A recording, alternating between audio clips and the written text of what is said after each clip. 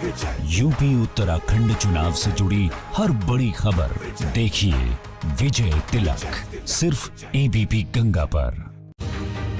विजय तिलक किसका होगा, इसके लिए ही रणभूमि में तमाम दिग्गज मैदान में हैं इस वक्त, और अब उनके पास अपनी पराक्रम दिखाने की जो वक्त है वो हम आपको दिखाते चल रहे हैं। ज्यादा वक्त नहीं है, तमाम दिग्गज एड़ी से चोटी तक का जोर लगाए हुए हैं और लगातार तस्वीरों के जरिए आप ये देख सकते हैं, समझ सकते हैं। लेकिन देखिए, समझने के लिए और देखने के लिए ज्यादा वक्त नहीं रह गया है।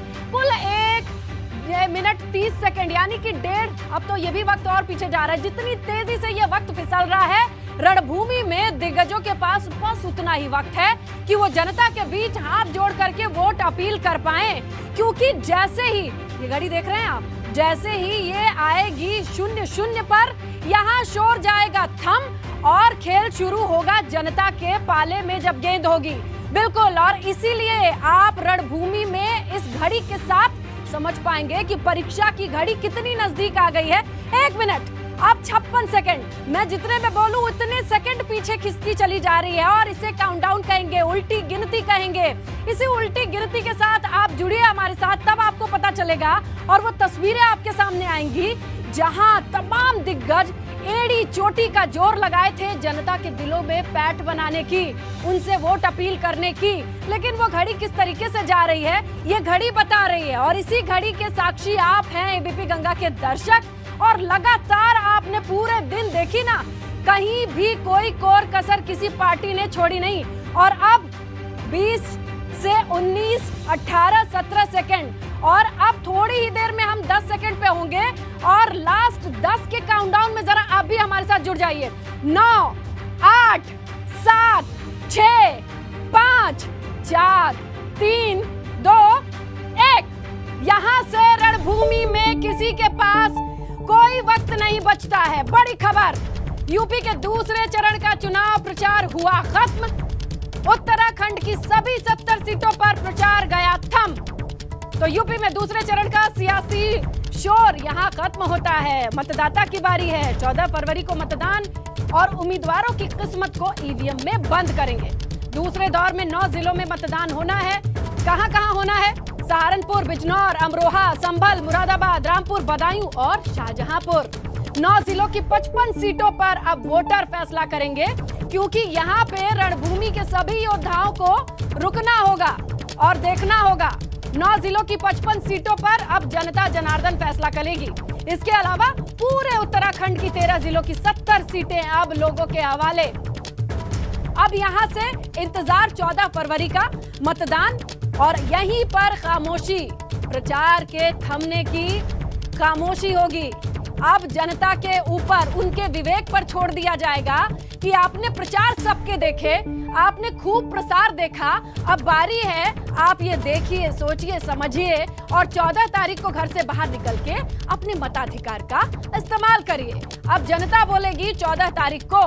ये जो घंटे हैं, ये हैं जनता के सोचने समझने के, विवेक का इस्तेमाल करने के, क्योंकि एड़ी चोटी की जोर और कोशिश, आजमाइश हर पार्टी ने की है। दिग्गजों को हमने रणभूमि में देख लिया है, और अब जनता जनार्दन, ये पब्लिक देखेगी, हर वो वोटर देखेगा कि किस पार्टी में दम है, किस प्रत्याशी में दम है, और उसी के लिए वोट करेंगे जब पहुंचेंगे 14 तारीख को, ईवीएम के सामने मौजूद होंगे।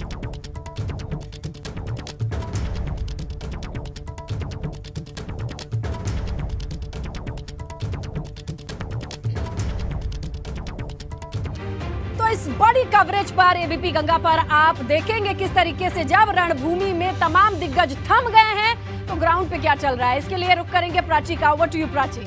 बिल्कुल, देखिए, आपने बताया कि अब पूरी तरीके से चुनाव प्रचार थम चुका है। आप देख रहे हैं रणभूमि लाइव। हम आपको यूपी के दूसरे चरण के 9 जिलों की हर सीट का सियासी समीकरण ग्राउंड जीरो से समझाएंगे।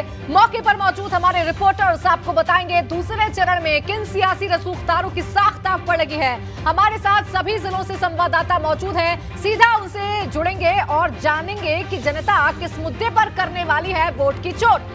अभी हमारे साथ जो है फील्ड पर जो सहयोगी मौजूद हैं, आइए उनसे आपका तारुफ करा देते हैं। हमारे साथ हैं बरेली से रतीश त्रिवेदी। इसके साथ ही साथ आपको बताएं कि हमारे साथ शाहजहांपुर से शैलेश अरोड़ा हैं। और इसके साथ ही साथ नितिन उपाध्याय बदायूं से हमारे साथ हैं और शक्ति सिंह मेरे सहयोगी वो भी हमारे साथ जुड़ चुके हैं बिजनौर से। सीधा हम रुख करेंगे अब अपने रिपोर्टर्स का ही। सबसे पहले रतीश में आपके पास आऊं, लेकिन स्नेहलता एक महत्वपूर्ण जानकारी देने जा रही है। स्नेहलता। बिल्कुल, आप इससे पहले प्राची जमीनी हकीकत पे लोगों पर आए। इससे पहले दूसरे चरण का शोर थम चुका है, तो यूपी के 9 और उत्तराखंड के 13 जिलों की रणभूमि से जनता का मिजाज तो आप देखेंगे। उससे पहले बात कर लेते हैं उत्तर प्रदेश की 9 जिलों की 55 सीटों की, जहां प्रचार तो थम चुका है, मतदान का इंतजार है। और जब मतदाता अपने सब काम छोड़ करके वोट डालेंगे तो क्या देखने मिलेगा? देखिए, 14 फरवरी को सहारनपुर, बिजनौर, अमरोहा, मुरादाबाद में वोट डाले जाएंगे। और दूसरे चरण में ही संभल की बात कर लीजिए, रामपुर, बरेली, बदायूं, शाहजहांपुर में वोट होने हैं। दूसरे फेज के 586 प्रत्याशी जो हैं वो मैदान में हैं, जिनमें से कितने दागी हैं?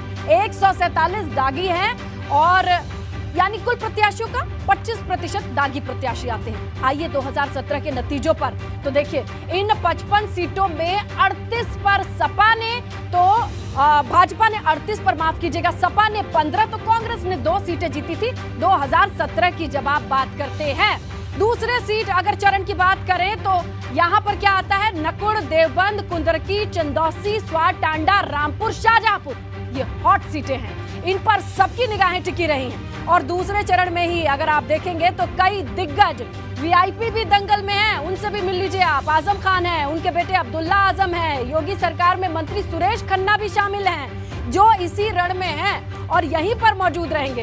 तो आप समझ गए ना कि उत्तर प्रदेश में ये जो हॉट सीटें हैं उनका मुकाबला कैसा है, कितना कड़ा है। और इसीलिए सबसे पहले डिटेल समझते हैं कहाँ की? बरेली की।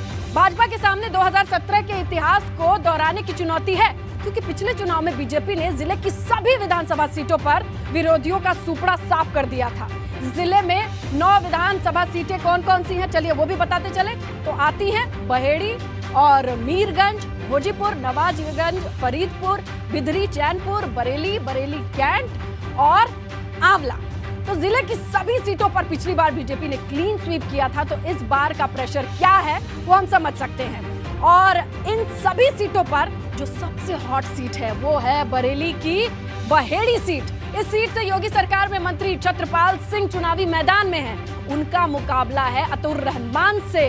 जबकि बरेली की जो दूसरी हॉट सीट है वो है कैंट। यहाँ से भाजपा ने राजेश अग्रवाल को की जगह इस बार संजीव अग्रवाल को चुना है, मैदान में उतारा है। जिनका मुकाबला किससे है? तो यहाँ पर है उनका मुकाबला सुप्रिया एरन और कांग्रेस के हाजी इस्लाम से। समझ गए आप? यहाँ भी टक्कर है। आइए अगली सीट की बात कर ले, तो ये है आंवला। आंवला सीट भी बीजेपी सरकार में मंत्री रहे धर्मपाल सिंह चुनावी मैदान में हैं और ये सीट भी हॉट सीट है। तो बरेली के इन सीटों का आपने देखा कि क्या है ताना बाना। अब चलिए चलते हैं प्राची के पास। Over to you Prachi. बिल्कुल, देखिए, बरेली के तमाम सियासी समीकरण आपने स्नेहलता समझा दिए, क्योंकि बरेली में कुल 9 विधानसभा सीटें हैं और 9 विधानसभा सीटों पर 2017 में भारतीय जनता पार्टी ने क्लीन स्वीप किया था, यानी किसी भी पार्टी को कोई मौका नहीं दिया था। एक बार फिर से उसी चीज को दोहराने की कोशिश भारतीय जनता पार्टी की तरफ से की जाएगी। हालांकि इस बार समीकरण बदले हैं, सियासी हवा का जो रुख है वो बदला हुआ है। अब सीधा बिना देर किए आपको लिए चलते हैं ग्राउंड पर। बरेली में मेरे सहयोगी मौजूद हैं रतीश त्रिवेदी, उनसे जानेंगे। रतीश, चुनावी शोर थम चुका है, अब बॉल जनता के पाले में है। 9 सीटें पिछली बार भारतीय जनता पार्टी ने जीती थी। इस बार क्या मुद्दे फिलहाल नजर आते हैं जनता के लिहाज से?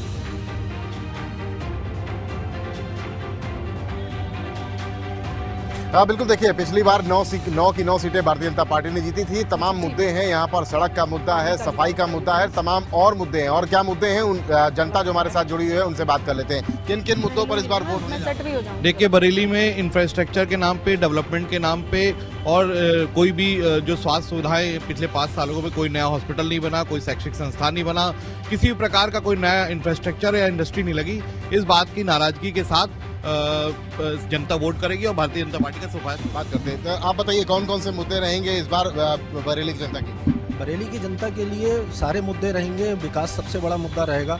हमने विकास पिछले 5 सालों में किया है बरेली का। बरेली को हमने स्मार्ट सिटी में लाने का काम किया है। बरेली का विकास हुआ है। बरेली के जैसे विकास की नींव खोदते हैं उसको कहते हैं, तो आजकल जो आप थोड़ा सा कार्य चलता हुआ बरेली के अंदर देख रहे हैं, ये उसी विकास की नींव खुद रही है। ये कितना सहमत है? ये कह रहे हैं कि विकास हो रहा है बरेली का। बिल्कुल ठीक कह रहे हैं, बरेली का विकास हो रहा है, हमारे प्रदेश का भी विकास हो रहा है। सबसे मुद्दे क्या रहेंगे? किन मुद्दों पर मतदान? बात यह है कि हमको मतदान करना चाहिए, ये हमारा अधिकार नहीं, हमारा कर्तव्य भी है, और केवल विकास के ऊपर मतदान होना चाहिए। आप बताइए, इधर आइए, कौन से मुद्दे पर इस बार? विकास के ऊपर। विकास के ऊपर। विकास। आप बताइए भाई साहब। विकास और सुख शांति, बहुत बढ़िया शासन, बहुत बढ़िया काम किया है, और विकास कार्य तमाम बरेली पूरे प्रदेश में बहुत अच्छा काम हुआ है। विकास के ऊपर प्राथमिकता है हमारी, और स्मार्ट सिटी योजना जो है वो योजना कैसी चल रही है? बहुत बढ़िया चल रही है। सब सड़कों का भी निर्माण ठीक ठाक है। तो पूरे दिन घूम रहे थे यहाँ पर, सड़क बहुत टूटी, रिपेयर वगैरह भी हो रही है, लेकिन योजनाबद्ध है एक तरीके से। आप आगे आइए, बताइए क्या मुद्दे रहेंगे, किन मुद्दों पर मतदान करेंगे? सर मैं युवाओं को यही कहना चाहूँगा, सीटेट, टेट, पैट, बीईओ और तरह के 16 पेपर आउट हुए। उसके अलावा सबसे पहली बार ऐसा हुआ कि 1 घंटा पेपर देने के बाद पेपर छीन लिया गया, बोले आउट हो गया। दूसरी बात ये सबसे बड़ी बात, पहली बार ऐसा हुआ है कि हमारे यूपी में पेपर दूसरा बटना था, यूपी पुलिस की आरक्षी में, और पेपर दूसरा बांट दिया गया। बाद में आप चेक करिए ना, यूपी आरक्षी में खुद आप बताइए कौन कौन से मुद्दों पर आप मतदान करने जा रहे हैं? समय ज्यादा इंफ्रास्ट्रक्चर है, इंफ्रास्ट्रक्चर यहाँ पे हो रहा है, स्मार्ट सिटी बन रही है, प्रोग्रेस हो रही है, लेकिन यहाँ पे कोई फैक्ट्री वगैरह नहीं है। कोई फैक्ट्री होनी चाहिए, तभी एम्प्लॉयमेंट बढ़ेगा। एम्प्लॉयमेंट एक बड़ा मुद्दा रहेगा। आप बताइए भैया, कौन से मुद्दे पे आप मतदान? सबसे ज्यादा विकास का मुद्दा है, रोजगार का मुद्दा है, और महंगाई का मुद्दा है। और पिछले 5 सालों में भाजपा सरकार द्वारा ना तो रोजगार दिया गया छात्रों को, जिनने रोजगार मांगा उनको लाठियां बांटने का काम करा गया है। इसलिए रोजगार के लिए ठान लिया युवाओं ने कि 2022 में प्रदेश में परिवर्तन लाएंगे। और देखिए रतीश, जनता के माध्यम से, बिल्कुल रतीश, देखिए जनता के माध्यम से सीधे हम ये समझ रहे हैं कि आखिर अब जब वो वोटिंग करेंगे तो किन मुद्दों को लेकर वोटिंग करने जा रहे हैं। सीधा एक बार फिर से डेटा सेंटर का रुख करेंगे, जहां पर स्नेहलता मेरी सहयोगी मौजूद हैं, जो हमें बताएंगी कि रामपुर के सियासी समीकरण क्या है। Sneha, over to you. बिल्कुल प्राची, समझिए और समझाने की कोशिश। रामपुर पर जब नजर डालेंगे तो ये हॉट सीट है। जाहिर तौर पर रामपुर की सदर सीट और स्वार टांडा सीट, जिसका जिक्र करना बहुत जरूरी होता है क्योंकि प्रचार थम गया है। रामपुर को समाजवादी पार्टी का गढ़ कहा जाता है। चलिए कुछ समझते हैं फटाफट ग्राफिक्स के जरिए, क्योंकि रामपुर जिले में कुल 5 विधानसभा सीटें आती हैं। उन सीटों का जिक्र कर लेते हैं। वो है स्वार टांडा, चमरौआ, बिलासपुर, रामपुर, मिलक। इन सीटों का तो आपने नाम जाना, लेकिन रामपुर विधानसभा सीट से सपा के कद्दावर नेता आजम खान जेल से चुनाव लड़ रही है। हम जानते हैं उनका मुकाबला कौन कर रहा है, भाजपा के ओम प्रकाश सक्सेना। जबकि स्वार टांडा सीट से आजम के बेटे अब्दुल्ला आजम चुनावी मैदान में है, और उनका मुकाबला अपना दल एसके हैदर अली खान उर्फ हमजा मियां से है। 2017 की बात कर लें तो देखिए, 2017 में चुनावी मैदान में समाजवादी पार्टी को यहां 5 में से 3 सीटों पर जीत मिली थी, जबकि 2 सीटों पर कमल खिला था। और रामपुर जिले की 5 सीट पर कौन निर्णायक है? मुस्लिम वोटर्स निर्णायक भूमिका में रहते हैं। तो ये है यहाँ का जाति समीकरण और इतिहास। और अब आप समझ चुके होंगे कि रामपुर सीट पे, रामपुर जिले पर निगाहें क्यों टिकी रहती हैं। अब चलते हैं, रुक करते हैं प्राची का। Over to you Prachi. बिल्कुल, देखिए रामपुर का आपने चूंकि समीकरण समझा दिया है, जिसकी राजनीति आजम खान के इर्द गिर्द घूमती हुई नजर आती है। मुस्लिम वोटर यहां पर निर्णायक भूमिका में है। सीधा रामपुर की रणभूमि से मेरे साथ जुड़ चुके हैं हमारे सहयोगी अविनाश तिवारी। हम उनका रुख करेंगे। प्रचार खत्म हो गया है, लेकिन अब वहां माहौल क्या है, किन मुद्दों पर जनता वोट की चोट करने वाली है, अविनाश जल्दी से हमारे दर्शकों को बताइए। बिल्कुल प्राची, अगर बात करें तो उत्तर प्रदेश का रामपुर एकमात्र ऐसा जिला है जहां पे 52% आबादी मुस्लिम बहुल है, और यही कारण है कि लगातार आजम खान यहां से चुनाव जीते हुआ है। कई सारी जनता हमारे साथ हैं, इन्हीं से जानेंगे कि क्या कुछ मुद्दे रहने वाले इनके। सबसे पहले आपसे शुरुआत करेंगे, किन मुद्दों के साथ अब आप परसों मतदान करने के लिए जाएंगे? सबका साथ, सबका विकास, सबका विश्वास, यही बहुत बड़ा मुद्दा है, इसी पे करने जाएंगे। रामपुर में बदलाव होगा, आप मानते हैं ऐसा? बदलाव होगा, निश्चित होगा। अब मैं मुस्लिम समाज से हूँ, और अब मुसलमानों ने भी ठान रखा, क्योंकि यहाँ पर 60+ आबादी नगर क्षेत्र में मुसलमान की भी है। एक ही परिवार बार बार रिपीट होगा। 9 बार विधायक रहे, 1 बार हारे भी थे, पहली बार भी हारे थे। अब सब समझ रहा है ना कि आप भी विधायक बनोगे, आप भी MP बनोगे। लग रहा है आपको कि बदलाव होगा? आप लोग के क्या मुद्दे रहेंगे परसों मतदान के वक्त? नहीं, बदलाव तो होगा, अब कैसे हमारी पांचों विधानसभा सीटें यहाँ से आएंगी भारतीय जनता पार्टी की, क्योंकि बहुत भारतीय जनता पार्टी ने सबका हक में काम किया है, सबका साथ, सबका विकास, सबका विश्वास। आप लोग के लिए क्या मुद्दे रहेंगे? परसों जब मतदान करने जाएंगे तो क्या दिमाग में रहेगा? परिवारवादी राजनीति है। चमरोवा विधानसभा से भी इन्होंने शहर कैंडिडेट दिया, जबकि चमरोवा में खुद इतने कैंडिडेट हैं जो लड़ सकते थे। सुहार टांडा विधानसभा से भी इन्होंने अपने ही बेटे को टिकट दिया, जबकि वहाँ भी इतने नेता हैं जो लड़ सकते थे। तो ये सब परिवारवादी राजनीति इस बार खत्म होने वाली है। महिलाएं भी हैं, उनसे भी बातचीत करेंगे। आप लोग बताइए, आप लोग के लिए क्या मुद्दे रहेंगे? क्योंकि महिलाओं की जो वोट प्रतिशत है वो ज्यादा भी रहती है और बहुत महत्वपूर्ण भी रहती है। देखिए, जो महिलाओं के बारे में सरकार सोचती है वो सिर्फ एक ही सरकार है। आज तक किसी सरकार ने महिलाओं के बारे में नहीं सोचा, सिर्फ एक भाजपा सरकार ने सोचा है। मैं तो साफ यही कहना चाहूंगी कि भाजपा से अच्छी सरकार कोई नहीं है। एक हमारे साथ जो है अल्पसंख्यक महिला भी, आपसे भी बातचीत करेंगे। आप आगे आइएगा। आप बताइएगा, आपके लिए क्या मुद्दे रहेंगे जब आप परसों मतदान करने के लिए जाएंगे? बस हमारे लिए वही मुद्दे रहेंगे जो सामाजिक कार्य, सबका साथ, सबका विकास। लग रहा है कि इस बार मुस्लिम वोट करेगा बीजेपी को। बिल्कुल देखिए, हो सकता है। बिल्कुल देखिए, चुनावी शोर जो है अविनाश वो पूरी तरीके से थम चुका है और इस चुनावी शोर के थमने के बाद अब जनता को फैसला लेना है कि क्या उनके मुद्दे रहने वाले हैं। मेरे तमाम सहयोगी लगातार ग्राउंड से हमारे साथ बने हुए हैं। उन तमाम 9 जिलों की रिपोर्ट हम आपको दिखाएंगे कि आखिर चुनावी शोर थमने के बाद जनता में किस तरीके की हलचल है। लेकिन फिलहाल सीधा हम डेटा सेंटर का रुख करेंगे स्नेहलता का, जो हमें शाहजहांपुर का तमाम समीकरण समझाने जा रही है। बिल्कुल प्राची, आ जाइए शाहजहांपुर जिले में तो सियासी संग्राम हम आपको समझाएं। भाजपा के धुरंधर चुनावी मैदान में है।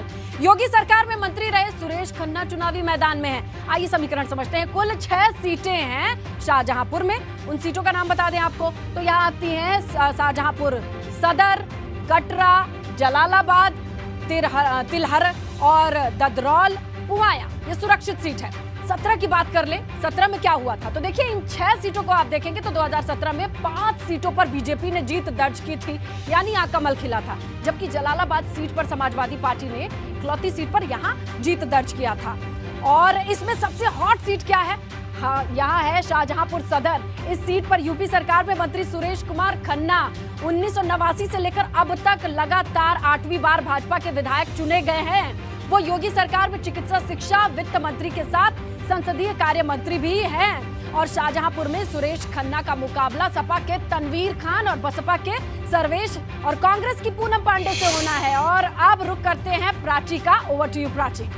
बिल्कुल देखिए स्नेहलता, आपने तमाम सियासी समीकरण तो समझा दिए। आपने बता दिया कि शाहजहांपुर महत्वपूर्ण क्यों है और किस तरीके से यहाँ पर मुद्दे जो हैं वो बनने वाले हैं जनता के दिल में। अब बिना देर किए हम सीधा लिए चलते हैं शाहजहांपुर, जहां पर मौजूद हैं मेरे सहयोगी शैलेश अरोड़ा, जो हमें बताएंगे कि क्या माहौल है। शैलेश, किन मुद्दों पर जनता अपने नेता को चुनने वाली है? जल्दी से बताइए जनता के जरिए।